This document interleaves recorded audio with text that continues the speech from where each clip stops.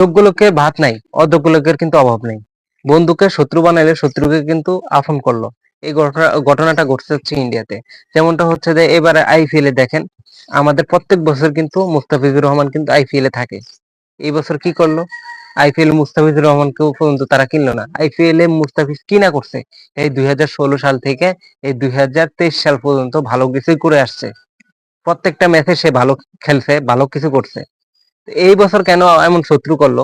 তো সাকিব আল হাসান, মুস্তাফিজুর রহমান, যেখানে আমাদের প্রায় 6 থেকে 8 জন খেলোয়াড়ের নাম লেখাইছে আইপিএল এ, কিন্তু একজনও বাদ, মানে একজনও নিল না। অন্তত ভাই আমাদের মুস্তাফিজুর রহমান বা সাকিব আল হাসানকেও তো আপনারা নিতে পারতেন। সাকিব আল হাসানকে বাদ দিলাম, অন্তত মুস্তাফিজুর রহমানকেও তো আপনারা নিতে পারতেন, নিলেন না। যাই হোক, এটা আপনারা মানে প্রমাণ করে দিচ্ছেন কে আপন আর কে পর। আপনাদেরকে আমরা যতটাই আপন মনে করতাম আর যতটাই ভালোবাসতাম, কিন্তু আপনারা আমাদেরকে সবসময় কিন্তু ঘৃণার চোখে বা খারাপ চোখেই দেখে আসতেন। তো এই দেখেন, আফগানিস্তানের মতো দল যদি 6 জন প্লেয়ার যদি আপনার 6 টিমে যদি জায়গা পায়, আমাদের বাংলাদেশে একজন কি পাওয়ার যোগ্য না? আফগানিস্তানের মতো দল একটা 6 জন খেলোয়াড় পায়। ওয়েস্ট ইন্ডিজের তো অভাব নাই রে ভাই, ওয়েস্ট ইন্ডিজ তো আছে 13-14 জনের উপরে ওয়েস্ট ইন্ডিজের। তারপর শ্রীলঙ্কার অভাব নাই। তারপর হচ্ছে যে নিউজিল্যান্ড, ইংল্যান্ড সব দেশেরই আছে, কিন্তু আমাদের খেলোয়াড়রা কি খেলতে পারে না? আচ্ছা, বাদই দিলাম, আমাদের মুস্তাফিজুর রহমান তো ভালো কাটার, ভালো বোলিং করে, তাকেও নিলেন না। আচ্ছা, নতুন করে তো নাহিদ রানার নাম লেখেছে, ওর তো বোলিং অ্যাকশন দেখছেন, বোলিং দেখছেন, কাম হইলো না। আসলে আপনাদেরকে যতটা আমরা আপন মনে করতাম, আপনারা আমাদেরকে ততটা জিজ্ঞাসা করেন না। আমাদের খেলোয়াড়রা খেলতে পারে না, মানে করতেছেন না।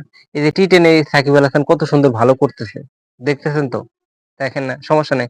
টি10 আমাদের বাংলা টাইগার্স এর ক্যাপ্টেন হচ্ছে সাকিব আল হাসান। যাই হোক, এক সময় আমাদের খেলোয়াড়রা দেখাই দিবে, কিন্তু আমাদের কিছু মানে ম্যানেজমেন্টের কারণে আমাদের টিমটা হারতেছে এবং কি প্রতিনিয়ত এই যে হয়রানি হইতেছে।